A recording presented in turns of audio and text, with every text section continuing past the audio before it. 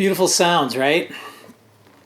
Coming off this Goldtop Les Paul with PAF pickups, right? Beautiful guitar, modeled after the 50s version. But guess what? Not a Gibson. Cheap knockoff.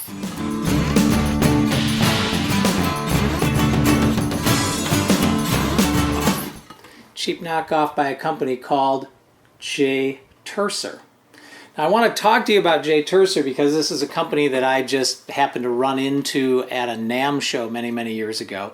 A friend of mine, Andrew Bush, who owns a recording studio down in LA called Grandma's Warehouse, he mentioned he'd been to NAMM one year and he'd gone into this Jay Turser booth and he'd been kind of stunned by the quality, particularly of their electrics and their basses. Not their acoustics, but their electrics were pretty impressive.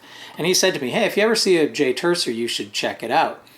So I went to a local guitar shop at the time down in LA and played a few Tursers, and I was really surprised by the quality. In fact, I was playing Gibsons, I was playing Epiphones, US made, foreign made, you name it, plugging them into amps, and the Tursers were comparing to the better American guitars, which really surprised me. Now, I can't vouch for every Turser. These guys don't even have serial numbers, so there's no guarantee. But what I will say is they're worth checking out because when you find a good one, it can really be quite a stunner. Now, that recording I was just playing along with, every guitar on that track was recorded from this little Jay Turser Les Paul. Now, this one's modeled on the 50s version. It's a PAF pickup sound.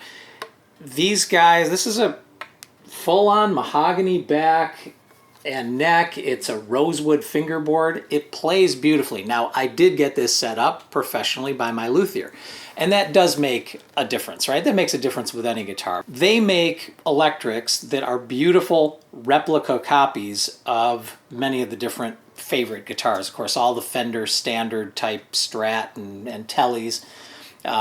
Mosrite type guitars, they've got those. They've got a bunch of different Les Pauls. Now, this particular one is called a JT-220. The 220 or the 200 series is their Les Paul series. This is the GT or the Goldtop. The little initials at the end of each number indicate the finish. So GT is Goldtop. But this is set up just like a 50s Les Paul, and it even has these, what I'm sure are imitation PAF pickups, but you can tell by the sound of that recording, it has a remarkable, authentic sound to it. And, you know, when coupled with the right effects, pedals, etc., I think you'll be kind of amazed at what kind of tone you can get. Now, let's talk about price.